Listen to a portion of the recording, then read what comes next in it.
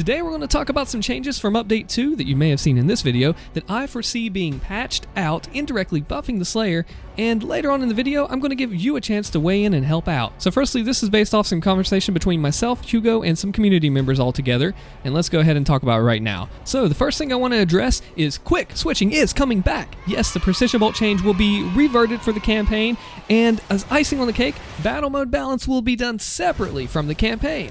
Huge props to id Software for that. They are two different skill sets that you need to have, and I think that is the absolute way to go, so thank you, id. Much appreciated. And let's figure out what this means for you. That muscle memory that you've ingrained since 1.0, bring it on back. You're gonna get to use it again. Now, there are some extreme examples like Zan, the top battle mode Slayer. Look at this rocket launcher quick swapping. That's a little wild, so I'm okay if that's not there. But regular quick switching, it's great that it's back. Now typically, it may only affect more elite switchers, but regardless, the skill ceiling now lies with you, not the limitations of the quick swap. Something interesting too that I think got caught in with this update is that I was actually in an Under the Mayo stream. I'm a mod over on his Discord and stream as well, and he asked me, he noticed his micro missiles had a cooldown on them, and he said, Alston, do you know what's going on here? And I said, well, no, not exactly, but I do have a theory that that ties in with the precision bolt, and I think that's the case here. So maybe we'll see that change as well, since I've heard about other weapons, at least the micro missiles, doing the same thing. So thank you, id. I know this is going to be met with a lot of praise. Number 2, the Caustic Dash is dashing right back out the door. It's gone. It was unintended.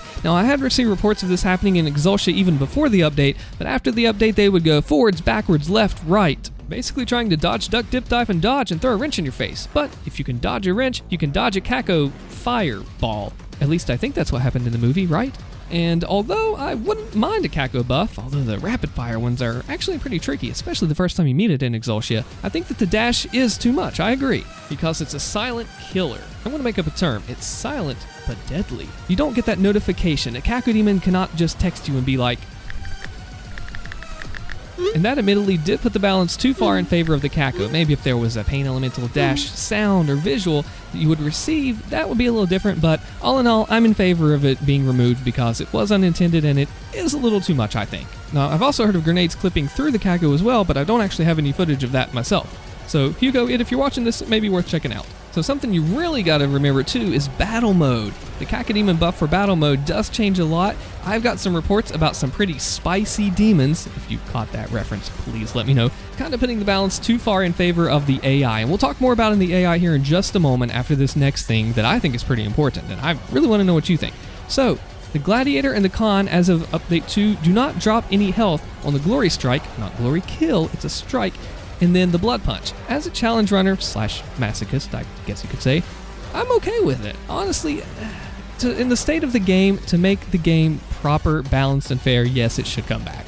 It should, because it's a nice break in the round to be able to restore your health like that, as if it were a boxing match, as it is with the Gladiator or with the Con's Blood Punch, and then get back into it. It makes you rely more on the fodder and the maker drones if you don't have this in, which is actually kind of fine because on the Gladiator, there's so much BFG that you can have going in. In Mars Core, if you route your ammo crystals late game like I do, all 4, you actually get BFG ammo refills on those crystals. So that means 8 BFG in Mars Core, you don't have to use all of them where they place them, meaning you can easily carry 2 into the Gladiator. Going into Phase 2 of Gladiator, you get 2 more, do the ammo refill, and then leaving Gladiator, you also get 2 more BFG.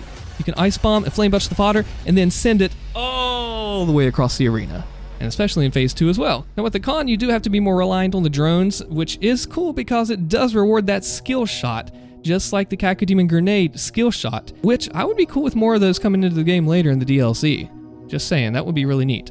So, I told you earlier, you'll get to help. This is how. Have you noticed anything different? Have you noticed enemy AI being more aggressive, like Arachnotrons, Knights coming at you a little bit quicker than normal? Or have you noticed any other oddities that might have happened that maybe shouldn't have been? So if you've seen something, drop it in the comments as a YouTube video or streamable.com video, which is really handy to use, and let me know, and maybe I can pass it on to it or something if we do end up finding something. Big props too to Hugo and the team for their involvement and transparency and care about what's going on. The community does appreciate it, y'all. I want to know, what are you looking forward to most and least? Let me know in the comments below. Be sure to check another video here. I'm Alston. The secret phrase of this video is Marauder.